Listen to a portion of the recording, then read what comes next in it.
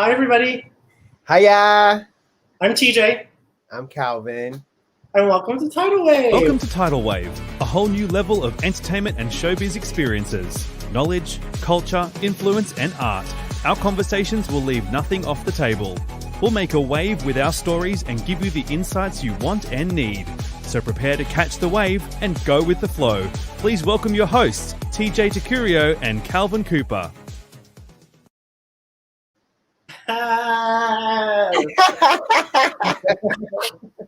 Welcome back, everybody. Episode number 2, August 31st, 2020. We're back again. How are you, Calvin? I'm doing great, man. I'm feeling blessed and elevated. How are you? I'm good. Like we haven't talked 16 times already today. What? So what's on the docket this week? We are going to discuss families, our family structures, all of that. And then, Calvin, why don't you tell them what you're going to do?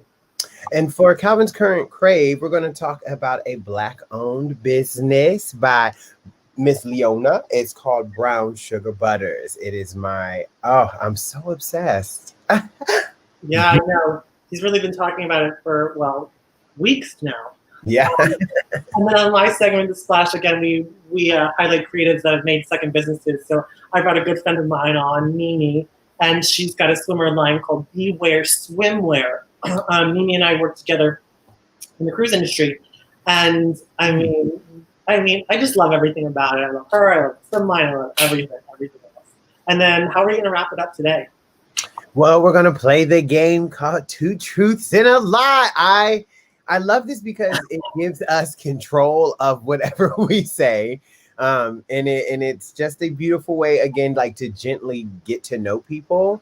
Because sometimes, they'll end up dropping something that you will just literally never guess. So it's amazing. But also you can tell how well someone lies or not. Yeah, well, I bet you're going to be able to figure out how it is. So let's get right into it. Families. So last week we talked about friends, and we talked about how our friends are our second families. Yeah, definitely. But really discussing our families and our family structures and how we grew up and all of those things. But I'll start. So I grew up in Fort Lauderdale. I was lucky enough. My mom, I was born in Fort Lauderdale. I moved back to Hawaii for a little bit. I'm half Hawaiian, half Tahitian. And I moved back to Hawaii for a little bit, but I came right back to Fort Lauderdale, and I was raised here. What about you, Calvin? I was born and raised in Newport News, Virginia. That's 757, just like Tempest said last episode. Don't pretend and don't forget. But born and raised there, and I moved up to Richmond when I was 17 to go to college. And then from there, I ventured through my career up to New York City, and I've been here since 2010. Yeah, we learned. We lived in New York for a while together, probably 4 years together. Yeah, 4 years together, and now I live just like across the street, like one street over from where your last apartment was. My old New York life. Now I live by myself with my gorge wall. And I live with 4 gorgeous white men and all of my personalities in this room. You say white men. So something fun that just happened with you, Calvin, is that you just did a whole 23andMe. Tell us about it. Yes, I was so excited. I started a launch, Finding My Way Back, trying to get to know myself with this full awakening, because,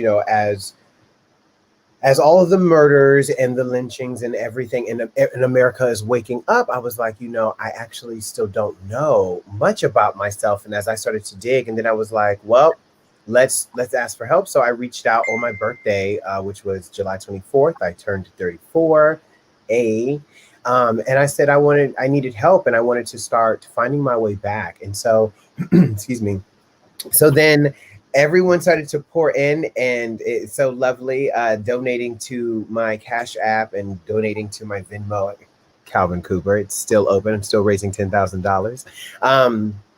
But we started the launch. We're going to do 23andMe, Genealogy Bank, and Ancestry.com. But Yes, we did 23andMe, and we started with me, and I did the package that is the ancestry and traits.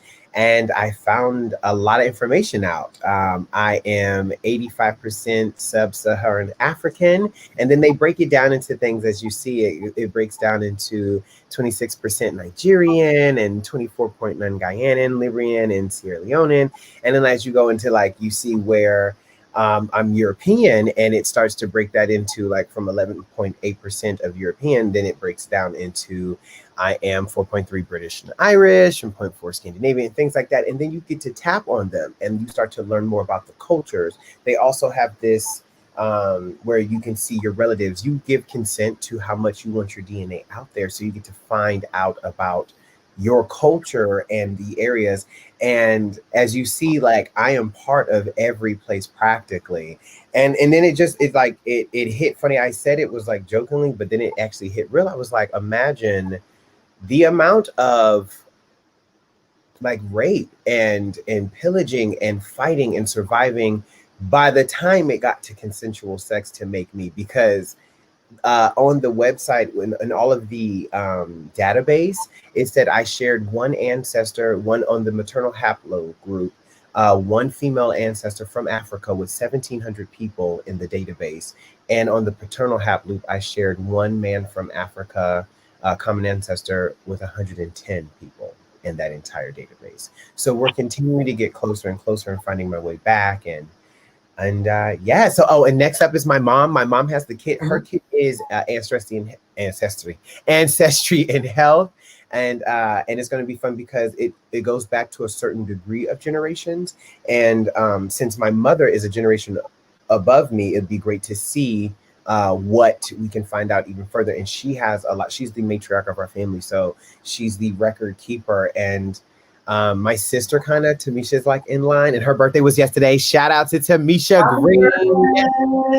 She's 2 years old. Yeah, she almost 40, and I'm so excited for her. Yeah, and so we're on that journey. So my mom is doing hers next, and I'm really excited about that to see more on the paternal side, because there has been some family secrets that came out. And so as this continues, we'll get to find out more. But yeah, so that's the new adventure with that. Were you surprised with anything that came out of that DNA search? I was completely surprised because, you know, it's one of the things that, like, as a Black man growing up in America, when you don't know anything about your ancestry, you don't know where you come from. When we were doing projects in school and everyone's like, oh, I can trace my family back to Ellis Island, which means this name, and it goes to Italy and blah, blah, blah. Like I can literally like tell you, like most of the Black indigenous people of color of the United States of America, I would just pick a spot on Africa. Mm-hmm. I literally would just pick a spot on Africa and learn something. And I mean, because you literally would get the looks from everybody. I mean, imagine being Black and you're learning about slavery and you're sitting there and people are staring at you in the room and they're trying to ask you, how do you feel? And you're like, I don't know how I feel, because everything we're learning about slavery right now, about erasure, is happening. So I don't know how I'm supposed to really feel because I don't know where I come from. Right. You know? And then it's like, when it comes to our spirituality, like, you start to look at all these other beautiful cultures and you notice how they get to honor their ancestors and they get to know about that. When it plays into what happened into this indoctrination system. They had to erase our ancestors. So then that furthermore, I won't know where I'm from, because in order to know where I'm from, I need to know who my ancestors are. So I'm fourth generation free. If you think about it with the history of America. And I was growing up with my great grandma, we call her Big Mama. And she was the first generation free in our family. Big Daddy paid for her freedom, but all she could tell us was that they were from Lackey, Virginia, which is literally next to Newport News, Virginia, and where my grandma's house is. I put it online on my Instagram one day. I was like showing the land. The street over is Lackey, Virginia. Like if you just go like 2 minutes down the road, it's fun getting to go, wow, Sierra Leone. I would never thought that I was from Sierra Leone, like in Gambia and Angolan and Nigeria. Like, it's just one of those, just like, holy mackerel. I finally I feel powerful. I feel one step closer to really knowing who I am. And it just makes sense of like, my beliefs and spirituality and like and the things that I connect to and how I feel, especially like I told her about it. I was like, this is why I connect to world music. Like, look at it. I'm a part of everything. Like, so it starts to make sense. And yeah, and there's a lot further to go. Like, and I found that I share an ancestor with King Louis the, I think it's like King Louis the Fourth or something like that. It's like one of them. I'll find it and tell you again. But it like I was like, ooh, that's where the European came from. Them slave drivers. It's funny that you discussed slavery when you learned it in school. It's funny because when I was going to school, I didn't really learn very much about my culture, just because incidentally, the biggest thing was, I mean, Pearl Harbor that really affected Hawaiian culture, but that was on the basis of land. So for me, it's funny. I mean, I always say I'm the least Hawaiian or least Polynesian person of my entire family because I actually know the least of everybody. But I mean, I guess that's okay. You know, I've come to the point where it's not that I'm accepting that I'm a bad Polynesian. I just am accepting that it's okay that I didn't learn what I needed to in school, and I still can learn. You know, and I mean, deeply ingrained in my culture is this like. I think it's really ingrained in all of our cultures is this like really animalistic, warrior type of aspect. And like I was looking online for some like cultural pictures. So I like everything is really warrior based, and it's like very all these like my entire culture has always been this like these really strong, really plant-based. Everything that they wear, that they do is all super plant-based and really grounded in the earth. And a lot of it's based on like gods and goddesses. And I mean, as time evolves, like in this picture right here, like they start wearing more and more clothes, and you can kind of tell evolution of when people came over and kind of took over and colonized what is now the Hawaiian Islands. But I mean, we had palaces, and we had princesses, and we had kings, and we had a whole royal court, very similar to what it is in England, but in Hawaii. So it's always been fun to kind of reevaluate where you come from, and you get surprise stories all the time, and you feel more and more empowered with who you are as a person. And it just helps highlight how you move forward, or sometimes it really reflects on your past life. Yeah, it's one of the things about like learning and learning about who you are and things like that. Like with my 4 roommates, for instance, with this awakening that's been going on, I said, hey, let's put 10 movies together. Just 10 movies together, and we'll put them in a bowl each. So that'd be 50 movies, because I have 4 beautiful roommates. And I was like, then that way we can learn about each other. And one of the things that one of my best friends, DJ, shout out to DJ, that he noticed was when he was looking for all of my movies, he couldn't find them. It was hard to find them. Where all of the predominantly white mainstream or white leading movies and all of the rest of their movies, it was free, or you can rent it for $2.99 and things like that. And it was like all of my movies. He was like, wow. And so he's searching, he found them. He's only down to 2 left that he has to watch. But he was like, wow. And I said, yeah. I was like, you also realize like learning, because he was an urban kid. He grew up in an inner city. And I told him, I was like, exactly, this is where you start to learn where your privilege comes from, because you still had a hard life, but you were still white, and you see how you were afforded things and how your movies are still there, where Black entertainment and Black art, you had to fight for, or what was, you know what I mean? And so we were learning even just about that. He started to see how, we watch like these Pixar movies, and you see how all these other cultures get to praise and honor all of their ancestors. And then you get to an African story, and we're all animals.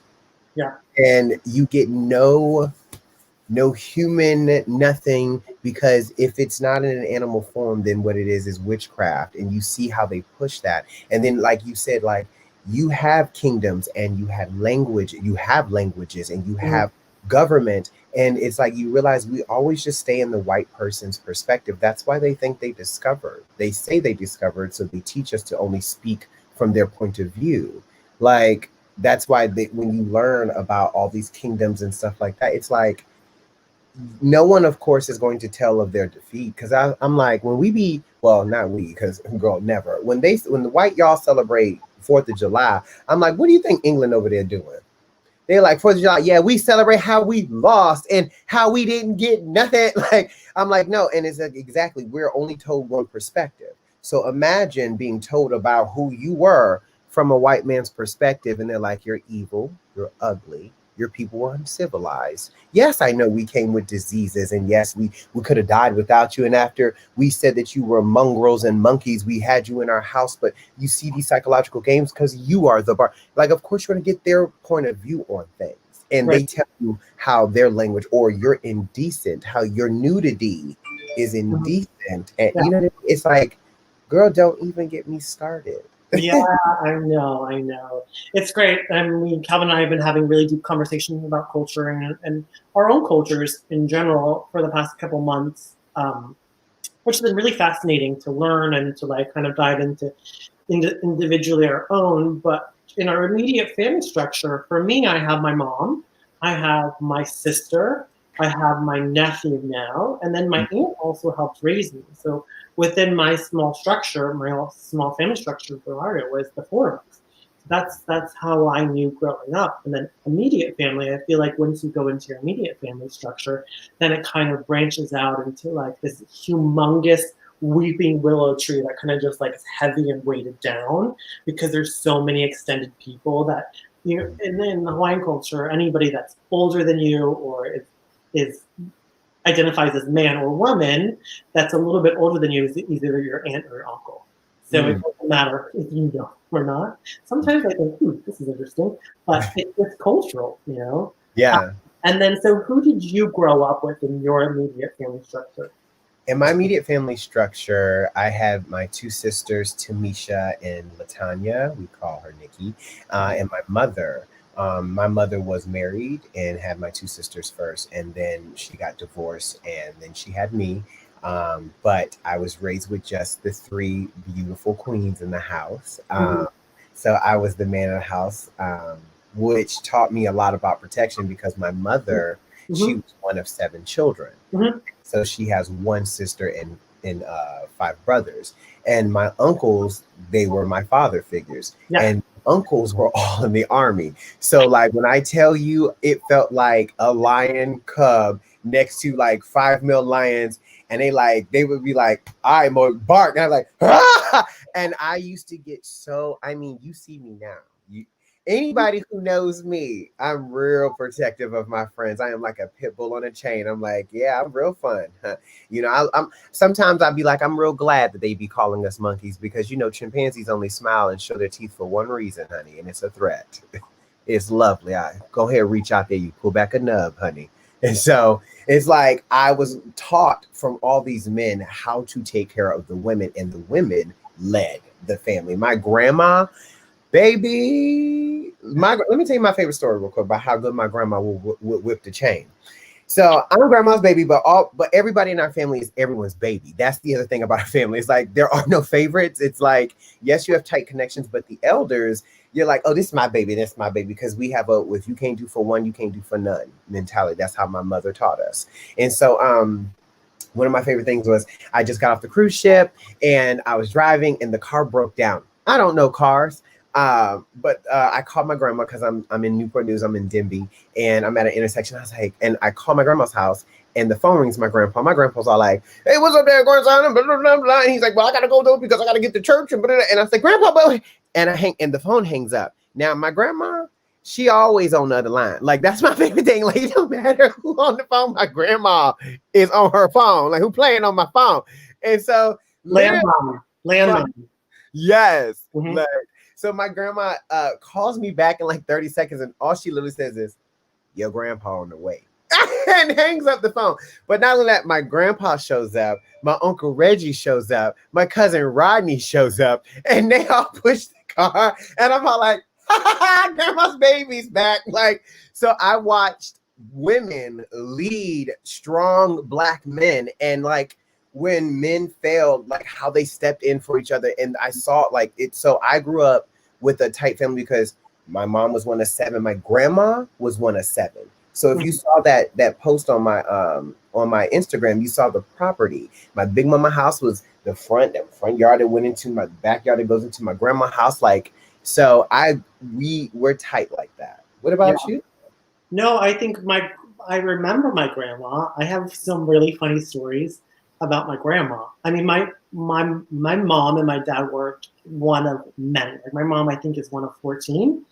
Like humongous. And so like my grandfather on my mom's side, like I had the most beautiful, gorgeous baptism growing up in Hawaii when I went back. It was beautiful, and he did it for me. But I have these like really fond memories of my grandma. This is so strange. I can smell her. Like there's this one scent that my sister found, and it smells like my grandma. Here's the thing: my grandma used to make us pluck out her gray hairs while she was watching her stories on TV. So she would sit there and she would fall asleep, and we'd have to pluck out so many gray hairs. Get this. And then she would give us money for the ice cream truck. Of course. I hated doing it. And it's had that smell. And this is that smell, the head smell. Yeah. So we would pluck out gray hairs. And I was so trifling as a little kid. I'd pluck out the gray hairs. And as soon as she went to sleep, I would pluck out one that wasn't gray. You would go back. You did that. What we did was my grandma would be like, come here, baby, Calvin, I'll pay you $2 to scratch my scalp. So we'd have to sit, and she'd put the pillow on the floor, and we sit and just part her hair and scratch, and she'd be like, ooh, and then she'd be like, yeah. That's me. I'd pull out the non-gray hairs. Huh. My cousin is saying yes with that rat tail. I was such a bad little kid. That was me all the time. And I was just pulled out that she would stay awake, and then the ice cream truck would come, and then I'd get my money. I'd get my money. My See, sister that, and then I had this Uncle Stink, well, Uncle Ronald was his name, but they called him Uncle Stink. And he used to pay us to walk on his back. He'd be like, come on, nephew, could you walk on my back? And I'm always like, you know, if you drink water and stretch, you wouldn't be like this. Hippies, us, like we're the ones that are like, if you just stretch and you do this, they're like, we don't know. We're the generation of the truth commercials. It's like, this is your body on drugs. And now we're generation like, truth, you know what great weed is to the body and how chemicals in the body have been wrecking you for years. Truth. This is your body on drugs. Yeah. On drugs. Yeah, so it sounds like we have really, oh my God, my mom's gonna shoot me for telling that story. But so we had our family structure. So, but if you had to consider somebody growing up, it's my mom. She just texted me, oh my gosh, I'm laughing so hard I'm crying. It's the truth. It's the truth. My mom knows. If she dropped this off there, she knows. She just texted me literally. She's crying. Yes, I love that. So we just talked about our family structures, but if you were growing up, when you were growing up, what would you consider would be your career? If you had to choose a career mentor or a career mother or father, who would you have said that was for you?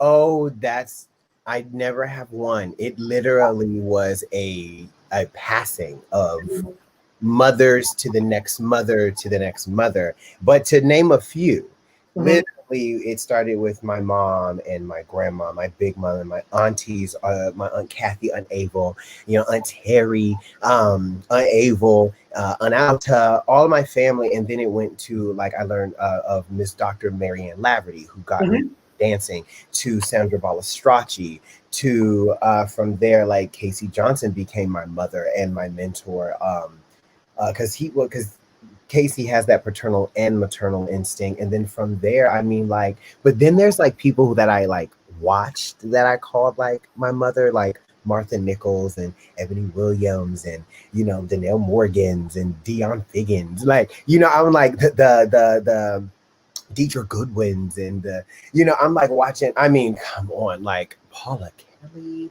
like Debbie Allen. Like I was watching them, but not only when I say on stage. But it was like when you grow up watching them, like you read about them in Jet magazine and Ebony magazine, and you're watching a different world, and you're watching them on TV. So these were strong Black women that all, like my mother was like, watch this woman. Like my mom and I would talk about Zsa Zsa Gabor the other night, and I was just like, oh yeah, you know. So, and I was just like, that's where I get. It's like, so my mother was the initial. She just showed me strong women. I mean, Eartha Kitt, like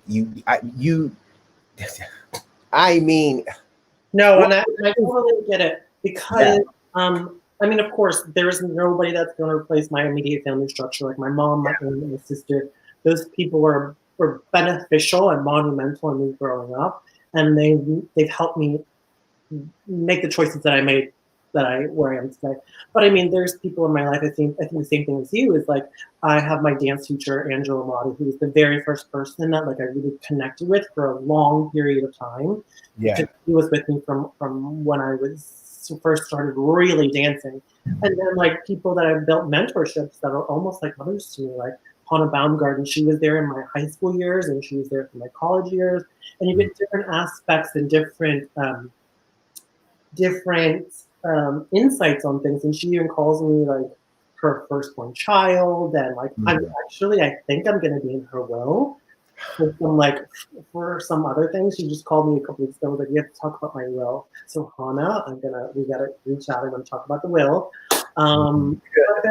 Then you like grow up and you kind of get mentored by people, and like even people like Jill Hillier, like become like really great, and it becomes like a career mentorship / mother. You know, I look to her for a lot of things. You know, advice about being in the industry, about how she did it. And that's kind of why I started these podcasts, and we kind of started this whole platform for us to do, is because we have so many great people, and we've asked so many great questions, and we've been told so many great stories, and why not help bring those stories to other people that are interested in them, and kind of how it's helped us reflect on making choices who we are in our careers, you know, and all those things, because we know all those people were beneficial. And I mean, I think we should use quotations, because mother is not gendered. Mother is just a feeling of, you know, guiding and helping and loving and questioning and answering and all those things. So I think mother is just a term we should use for all of that. Because you said, and Casey is that figure, you know, he is that mother figure, that figure that you can ask anything to, and will give you the ins and outs of all those things. But for sure, I mean, career families are super important for all of us, especially now more than ever. How are we going to move forward? We're all in the same boat now. Nobody has the answer. How are we all going to move forward together? Now we rely on those people that are our mothers or father figures that we used to once rely on. Now we're kind of going hand in hand, you know, and we're going together. Yeah. We're now making the same impact with them. You know, we need them, and hopefully they need us, and maybe they see the benefit that we've been asking all the questions, and we know all the answers that they've given us. So stand up, TJ. You better stand up. When your mother told you to sit down and shut up, you said, "Ha, I'm gonna keep talking." It's so funny because I was such a quiet little kid. I mean, I remember. I'll tell you a fun little kid story for me. Before I go, I used to go to church. I don't go to church anymore. There's nothing wrong with going to church. I just don't go to church anymore. My mom would sit in the row, like back, maybe the second or third. I would literally like sink down underneath, and I would crawl to the very front row in the pew. I didn't know in the pews they like get it nice and oiled up. I literally would scrunch down. I'm in a 3-piece suit as well. I scrunched down to the end. And then I would push off, and I would pretend that I was a rocket ship. Let alone, I forgot to tell you, I didn't forget to tell you, but I want to remind you, this is in the very front row. Nobody at church sits in the first 3 rows. Only the people that really want to be there. And the person that's giving the sermon, or that person. And so the whole time I'm doing it for like 20 minutes, and this guy is like trying to give this like talk, and it's just me.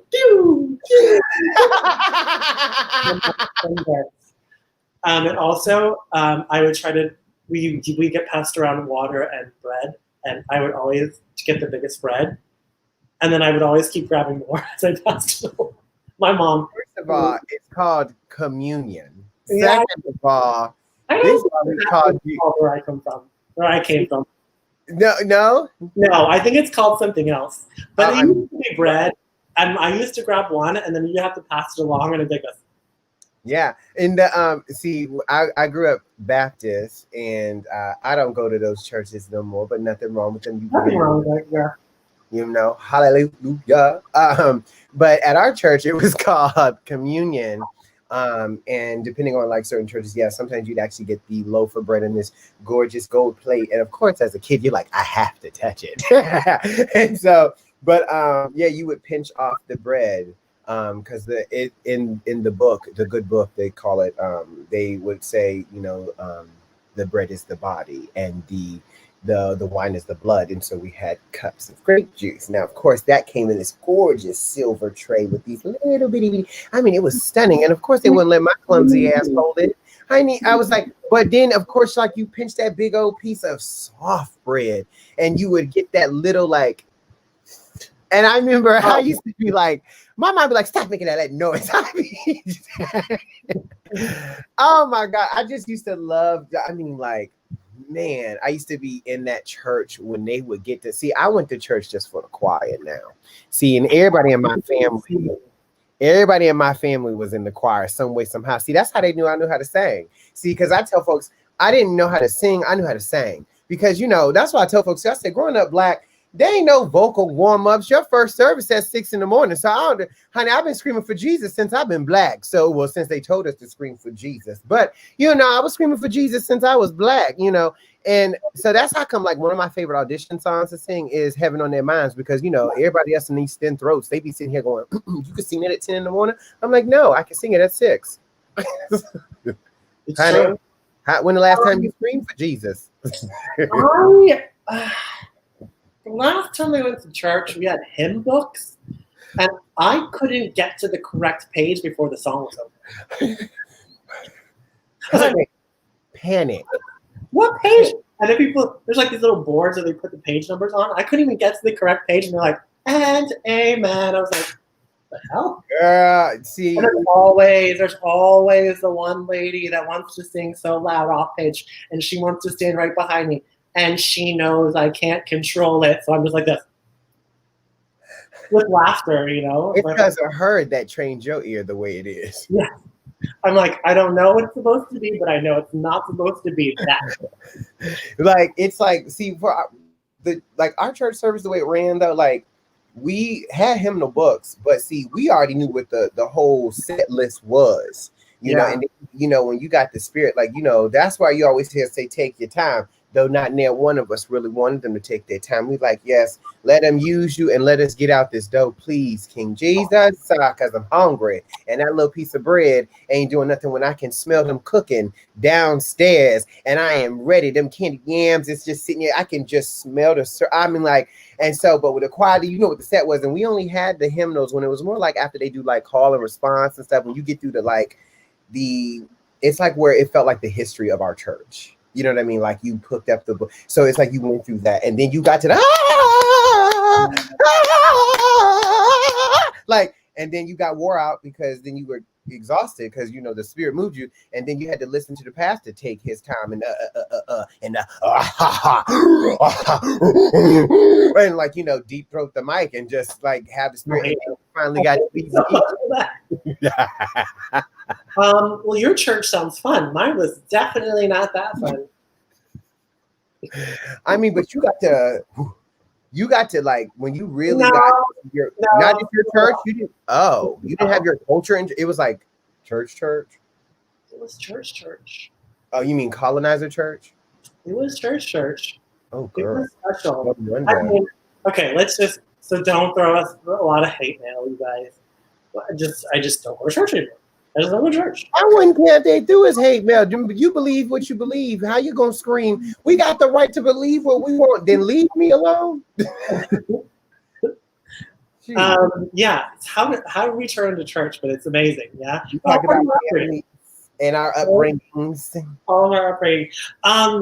So just moving a little bit fast forward, Calvin and I talked about what's going to happen coming up in the near future. So it looks like our next episode is going to be super fun, and it's going to be super house related. And I'm so excited for it. We'll tell you guys more about it at the end. But I think we're ready to move. Thanks for discussing families with me. Of course, anything for you. Yes, let's move on. Are you ready? I'm ready. And I have to apologize. I didn't get that video for you. But Oh, for me? Oh, it's Yeah. okay. Okay, we'll still talk about it. Good luck.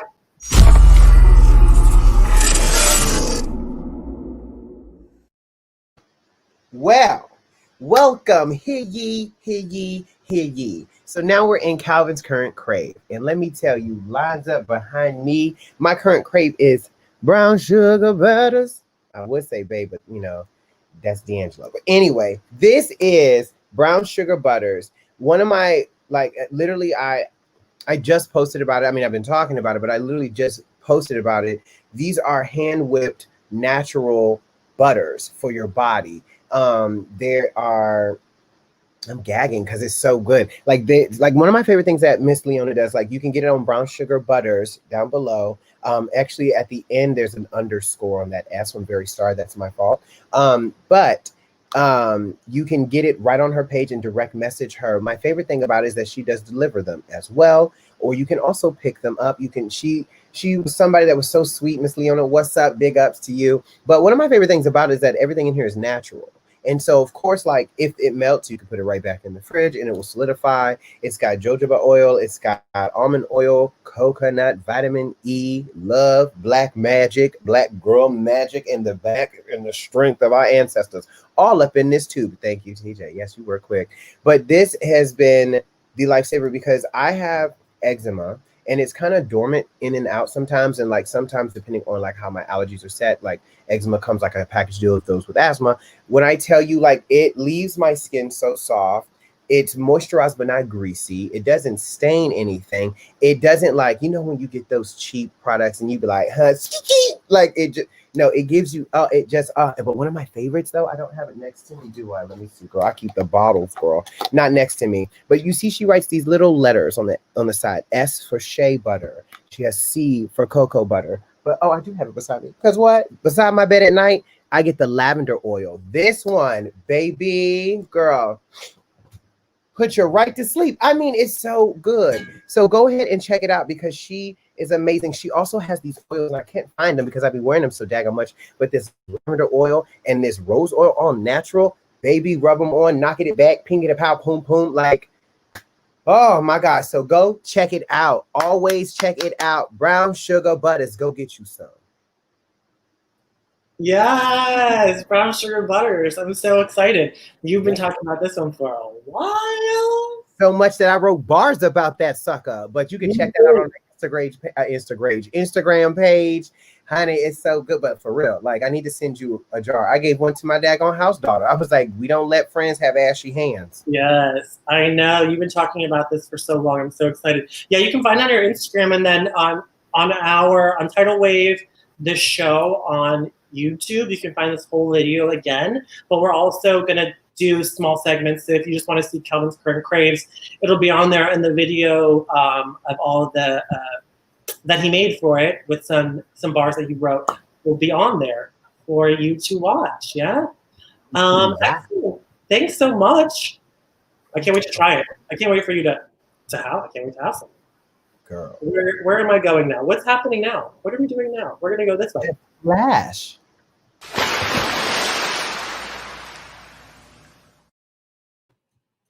So the splash, this is the segment that I wanted to start highlighting creatives who have started second businesses. So I asked my good friend of mine, Mimi, to come join us. So Mimi, welcome to the show. Hi, Mimi. How are you? Good. How are you? I'm good. I'm doing great these days. Excellent. Thanks for joining us. I really appreciate you doing this. Now, Mimi, I'm super obsessed with your whole name. Why don't you tell us what it is? My real name? Yeah. My real name is Minouche Pericles. Minouche Pericles. And where are you from, Minouche? I'm Haitian American. I was born in America, but both my parents are from Haiti. Nice. And you live in Walton Manors, right? In Fort Lauderdale? Yes, I'm from Fort Lauderdale. hmm And So we live not too far from each other. we did. We grew up very not far from each other, Yeah. and we actually started working together not so long ago. So that's how I became aware of Mimi and her brand. So tell us a little bit about your brand. So I have a brand. It's called Beware Swim.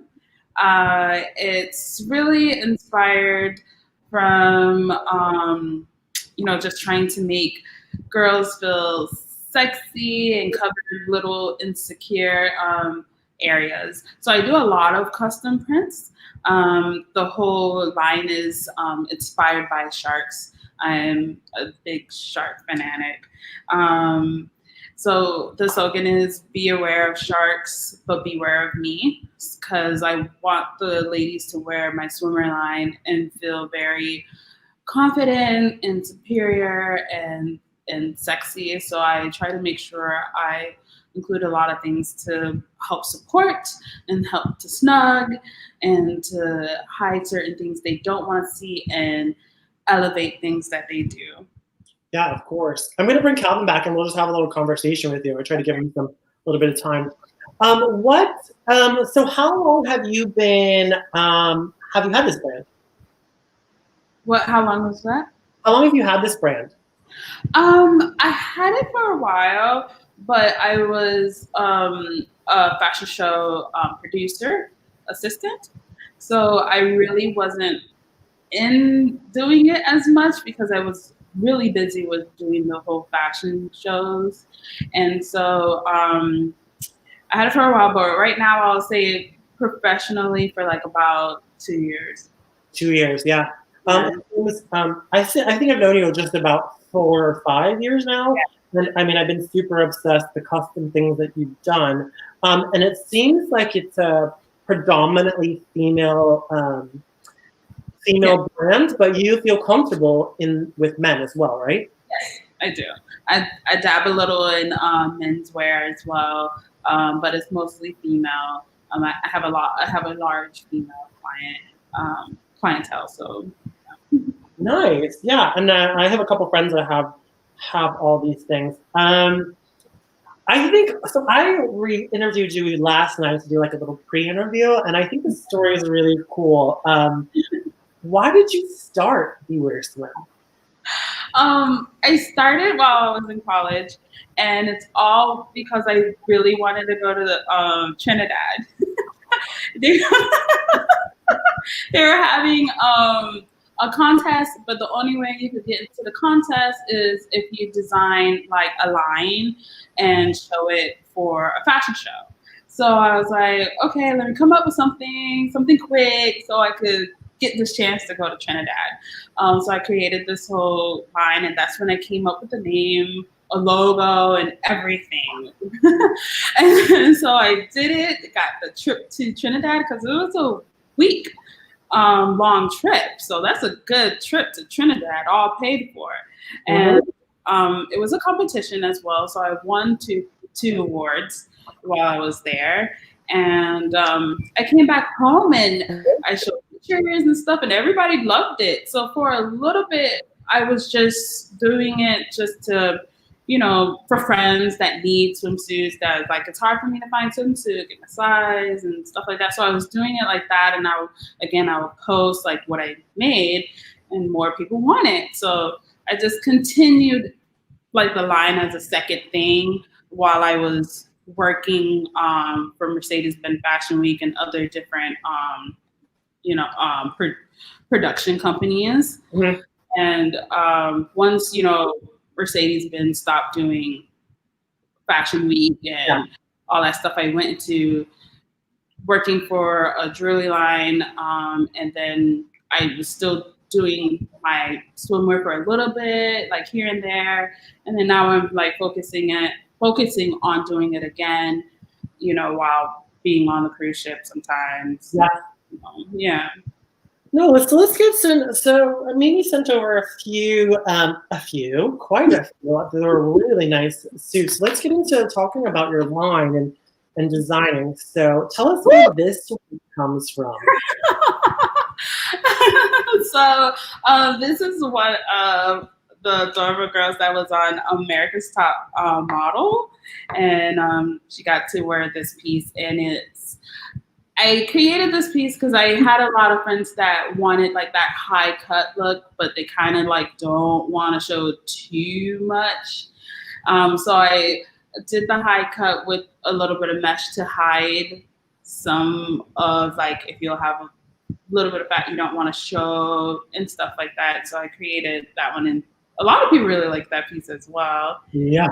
It was a fun photo shoot with cars and top models and things. Yeah, so speaking of cars, here's another one with another car. Yes. Yeah. Yes. Now, would you consider that a high cut? It's like an illusion of a high cut. Illusion of a high cut. Yeah. All right, let's keep going. What about this one? What collection does this come from? This was like this is my Sun Kiss, and it was like Summer Dreams, and that one was one that I made that was very colorful. It was right before my current collection right now. Okay. I just wanted to be fun, show a little bit of color of Miami, because some of my stuff could be a little bit dark. A lot of people will say I love things dark. Yeah, I love it. I'm the same way. I love it. Rich. Yeah. It is. So I did a little color. Oh. This you can find in the current collection is one of my brown snakeskin fabric, and it's really nice in person. A lot of people love that one as well, and it's just a regular two-piece. Everything. Yeah, it's like the red wine. Yeah, beautiful. What about this one? Yeah. That piece is, mind you, I make everything. Right now I currently do have some help, but I do make everything for my photo shoots. So that one was really difficult to make. Girl, you are making me scream, girl. I'm gagged. I'm like trying not to say much so you can have airtime because I'm gagged right now.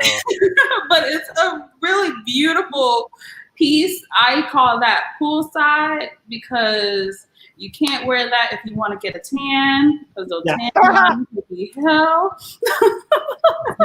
Tan lines, you know they're gonna try it regardless. They're gonna be like, I got weird tan lines. Look at my body though. I know.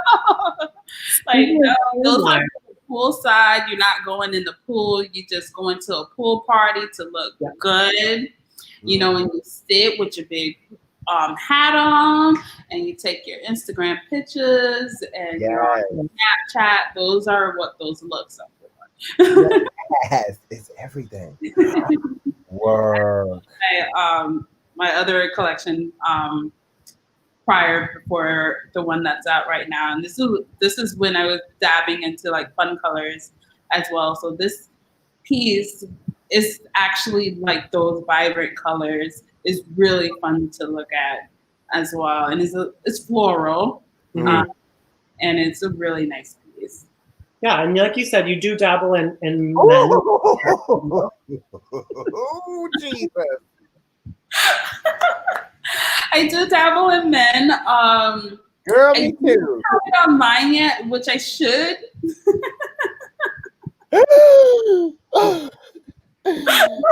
Girl, I feel sorry for whoever who's gonna choose the audio version of this. My God. This was a really fun shoot we did in Wynwood. He's a really good model, this guy, and he's the one that decided to go on this gate and take this photo shoot. So I'm really excited. Fox leather trunks. It's really comfortable. That's what he said. I have a question before I show you the last picture. One of the last pictures is my favorite of all of them. I think it comes through in your collection. But why do you think men are so against wearing smaller? I hate to say the word Speedo because that's the brand it is, but a smaller, like a bathing suit cut. what's so funny when I do the shows, when I do the fashion shows, uh, a lot of guys think their trunks will be too big for the Speedos because it looks tiny. And I'm like, no, you could still wear it and it'll be fine. Just. I'm laughing only because, girl, I'm over here going, That's why like, are women like wearing condoms? Well, because they think that it's going to be too small, but yeah, y'all be stretching them over your heads and stuff and be blowing them up. So it's going to fit. It's going to fit. It's going to fit. I'm like, it's stretch, and it hugs in the right places so you could wear them. So don't worry about them. And another is like, a lot of them is like afraid of showing too much. And I was like, you should be proud of whatever you have. I was like, if you want the ladies to love you more, or you want the fellas to love you more, you have to show it off. So yeah. This is like one of my favorite pictures, and I did a lot of research last night about your website. This comes from I think this comes from your newest collection, but tell us about this picture. It happened because of this brand. She was coming out with her makeup line. Let me get you the brand name. And she wanted some swimsuits, and luckily I had my line ready. And so we went out to this cool field in Everglades and had a bunch of models and did this photo. And it's like me and my friend, she's a model as well. She's one of the models that are in my pictures, did the makeup and have the lashes, and it's her friend that's from Canada that has this makeup line to do this ad campaign. And we both just, it's great to network because we both just cross promote each other. While she's promoting her makeup line, she's promoting my brand. And when I promote this picture, I promote her brand as well. So it is really cool to work with other people and do this big photo shoot, and you just cross promote. So it's a really cool history. I mean, that's like it's really nice to sound humble out. Well, we out here slinging it, and me and my friends are just bossing and gagging all of you. Like the reason why they're swimwear is because yeah, I think that he might have. Well, it has a little bit of technical things because you've been dead. What was that? I'm sorry, it was like No. in and out. You have some technicals. Go. You have some technicals. I'm going to take you off the screen just for a little bit. Come back. This sucks. There you go. You're back now. I'm black. I'm black. Mimi, this is the kind of the exact thing that we're doing here, and what we wanted to do is really cross promote and help, talk with people that have brands and businesses, and cross promote with people, including Calvin and I. We have different projects that we take part in and that we love, and we bring them together on this platform. And I'm so glad that you're able to come here. And if you live in Fort Lauderdale, you can get some of your designs. Where can they get them at? It's called Girlfriend Boutique. It's in Las Olas. So it's right on the strip. It's just as soon as you take that strip and you pass it a little bit across from, like, it looks like a little park. That's where it is. She have a few of my pieces there, and some from the current collection, and some I made just for her. Yeah. She likes from prints that I have at home. And I'm working on putting the new collection in there, and That's amazing. places. Yes, you can get it there. You do a lot of custom designs, so they can reach out to you on your Instagram and get some custom designs from you. And go and look at Mimi just put out this amazing swimsuit with lightsabers. It's lightsabers. But again, Mimi, thank you so much. And again, this is Beware Swimwear. And yeah, if the scrolling on the bottom for all of these, where to find it all. Yeah, Thank you so much for having me. I greatly appreciate of it. course. Would you mind sticking around for a little bit? I think Calvin and I are going to play a game. We'd love to have Yes, you. I mind. Excellent! Yay!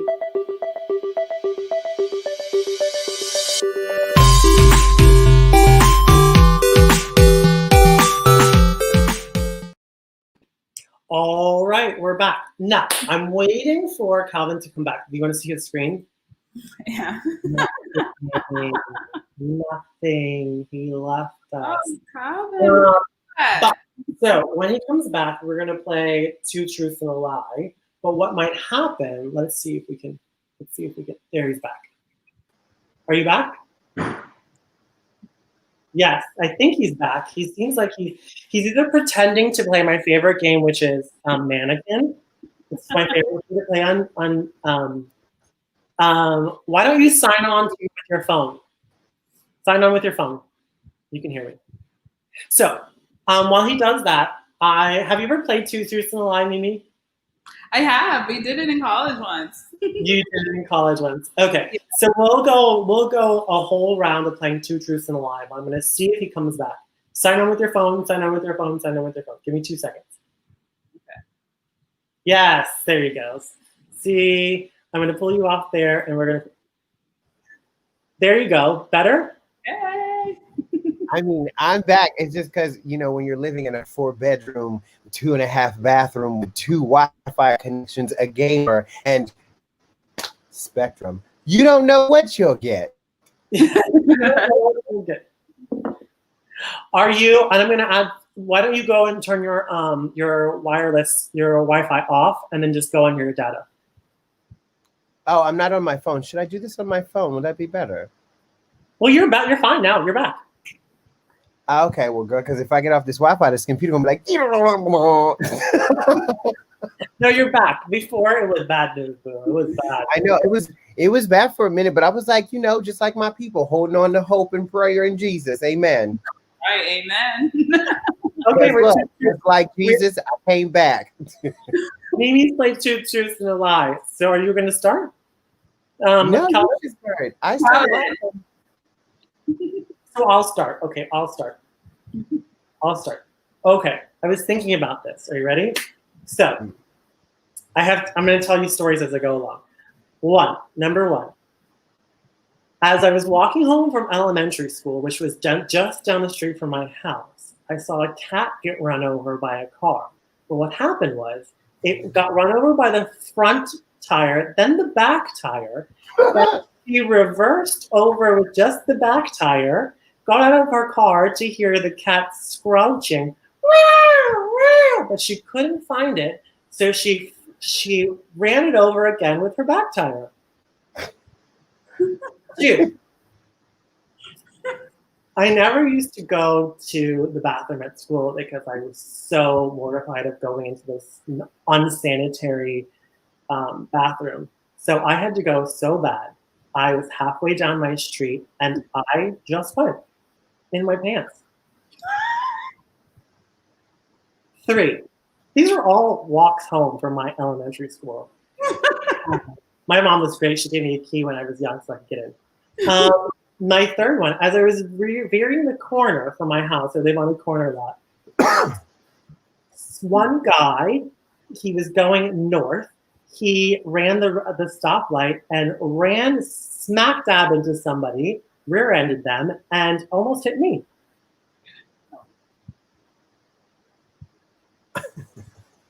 Not frozen. Am I frozen? No, I'm not frozen. Those are my 3. Those are your 3. I saved the first one. Is it cat, is it poop, or is it accident? I say cat. I think it's the poop. So 1 for cat, 1 for poop. Well, yeah. Sadly, the lie is the accident. Oh. Yeah. No accident in front of me. Accidents happened by my house a lot, but no accident in front of me when I was walking home.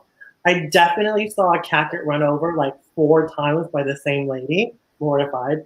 And yeah, I like literally wore spandex pants because I was in dance the last hour of my school, and I had to go to the bathroom so bad that I just pooped my pants on the way home. Wow. There's mine. Calvin, next. Okay. I'm scared. I'm like, let me talk slow just in case if I oh no, so let me.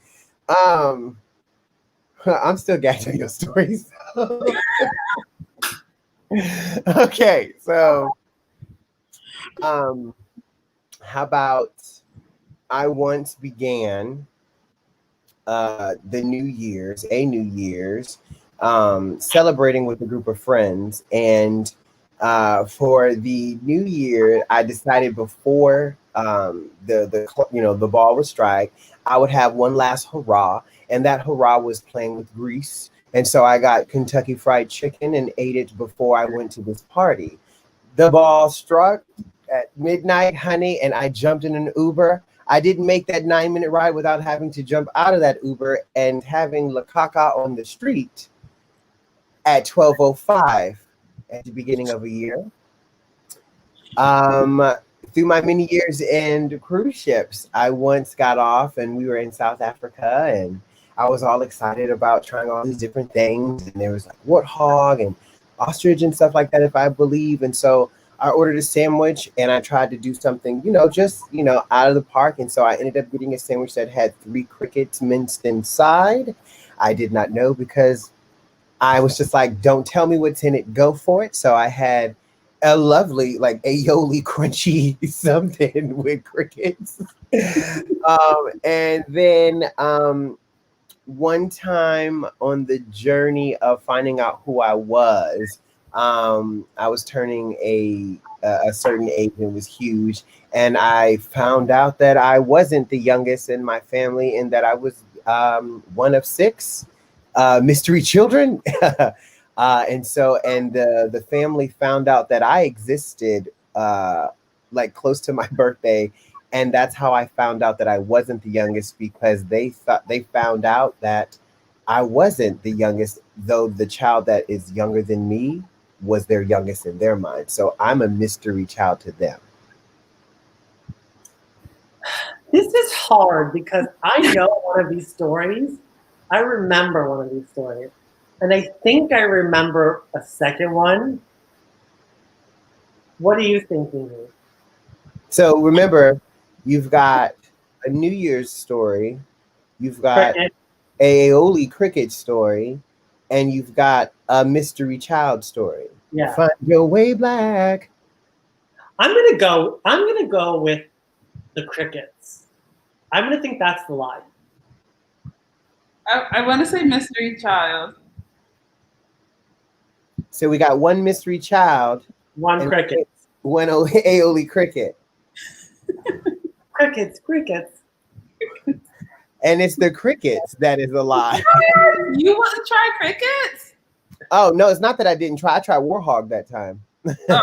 I was just like, let me get this. And they was like, okay, this is what you're going for. And I was like, let's go. But yeah, 2020 was the omen. I knew it was going to be full of because I started this year on 515 Madison Avenue. Shout out to Seattle. Yeah. That's where I lost my guts because of KFC, and I won't be doing that no more. And at the time, when I was turning 21, I was asking the man who was the sperm donor in my life, and I was like, I wanted to find my family. We found his oldest child through MySpace. And and then that's how when I got on the phone with them, they found out that he wasn't dead. Long story. He wasn't dead. And they found out that I existed, and then that I was actually the 5th child, not the 6th child, when they found out I was a child. Wow. I remember that one now. Mm-hmm. All right, Mimi. Now this one's going to be a more of an even playing field. I know Mimi, we've hung out a lot. We go to bar a lot. But we're kind of on an even playing field. Okay? I'm going to put you big so we can see if we can tell if you're lying. Okay, since we all have a cookie story, I have a cookie story too. So one time when I was in Hong Kong, I decided to try their 1,000-year-old egg dish. So I was like, ooh, this tastes kind of good. It kind of tastes like, grits with, the egg tasted like, have y'all ever had pickled eggs? That's what it No. kind of tastes like. Oh, okay. So you need to have some pickled eggs. Hot sausage and pickled eggs. I've had them both. So I was just like, ooh, okay, this is really good. So I had it one day and I was like, okay. Then I had it another day when I had to go back home on a flight. And so my stomach was like, no, no, no. So, all right, I went and used the toilet for, my flight. And I'm thinking I'm okay. But my stomach was still like, no, no, no, no. Me, I don't like using the airplane toilet. So I'm trying my hardest to like keep it all in, but my body was just like, no. So I'm just like trying to hold it. It wouldn't hold. So I ran to the toilet and just destroyed the airplane.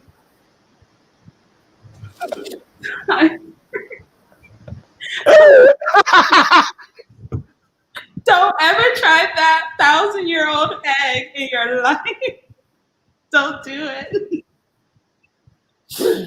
Okay, so we got the egg shooting story. Next one. Once I was doing a fashion show for Victoria's Secret, and we were really excited. So when you do Victoria's Secret shows, you have to get all your credentials and everything before the show. And before the show, they had this big party, and this time they were at the Fontainebleau. This is when they did the show in Miami. First time ever. So I got a chance to be one of the dressers for 2 of the models. One of the models was Usher's girlfriend at the time and stuff like that. I got to meet him. He was a nice guy. And this was Heidi Klum's last show, I think it was. So it was cool to meet her as well. She was really super sweet in person.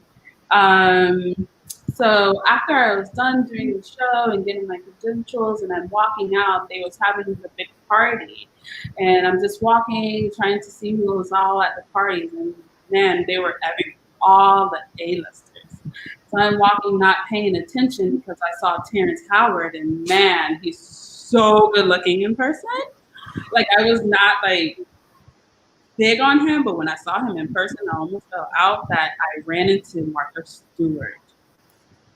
I bumped into her, not even knowing it was her, and was like, "Oh, my bad," and just kept on walking. So I got a chance to meet Martha Stewart, but I ran into her.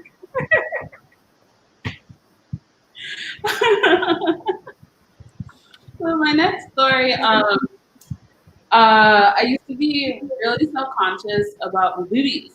And the reason why I just like the way you said that. Movies. And the reason why is because I have a third nipple. So I actually got a breast reduction, and I kind of had the breast reduction in secret. Because I didn't tell my parents. I was 19 at the time when I got it. They didn't want me to do a breast reduction. They were saying, oh, just lose the weight and your breasts will go down. Mind you, I lost the weight. I was like a size 10 at the time, and my breast was still a G. So they weren't going anywhere. It was hard to run. It was hard to do jumping jacks. So I went and got my breast reduction, and I got the third nipple removed. They're still big now because I gained a little bit of weight, but at least they took 6 pounds off and I could find bras. Yes. Those are my 3 stories. Okay. I am gonna go with I actually think I remember the egg story. I am gonna go with I'm gonna go with the Martha Stewart. I actually don't think it was Martha Stewart that you bumped into. It was somebody else. That's my guess. And it looks like he's a little bit frozen still. Wait, he's coming back. Hold on. Add to the stream. Let's see, is this him? There we go. What's your guess? Is it You only froze right when she was done, so you know all of it. I'm over here a little like salty. Yeah, we about to. My guess is that we about to be done with Spectrum. I would say, well, see, because here's the thing. It's like I know a lot about breasts too, so I was like, that just hits home because my sisters. I was like, girl, but I'm also like, well.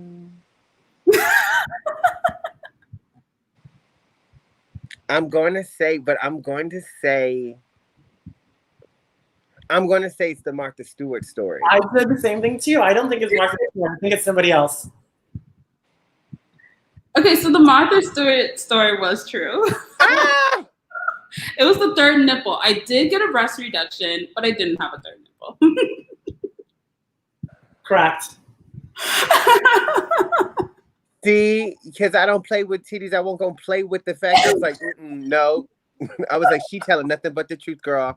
I was like, girl, I get you, because G won't go nowhere. My sisters and them, big breasts run in my family. So, baby, honey. Yeah. I still got them after I took 6 pounds off, and I would love to do another one, but yeah, I'll wait for a little bit. Mimi, thank you so much for coming on. Yes. Telling us your story and playing our fun and festive game.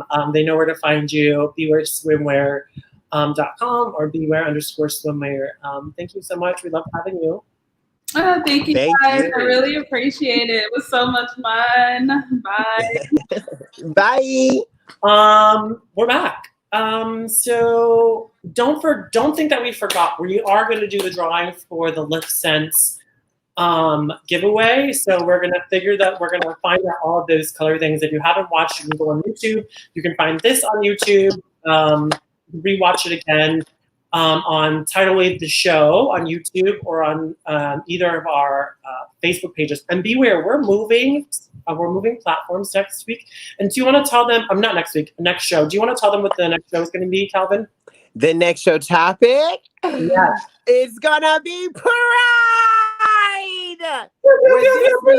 With that week's episode, I'll be reviewing Spectrum, and we'll see the game that we'll be playing with my last nerve and see if they'll last with my subscription. We'll be reviewing products. We'll definitely have the splash. We'll be playing fun games. And we're going to have a really special guest. We're not going to announce who it is just yet, but we have a really, really, really special guest that's going to be on, and he's going to spend some time with us and all those things. But until 2 weeks from now, stay tuned where we're going to be moving. Follow along myself, TJ Tecarillo, or Calvin Lamont Cooper. You can find them right down there. This one is backwards. And we'll see you guys next time. Bye. Bye. Bye.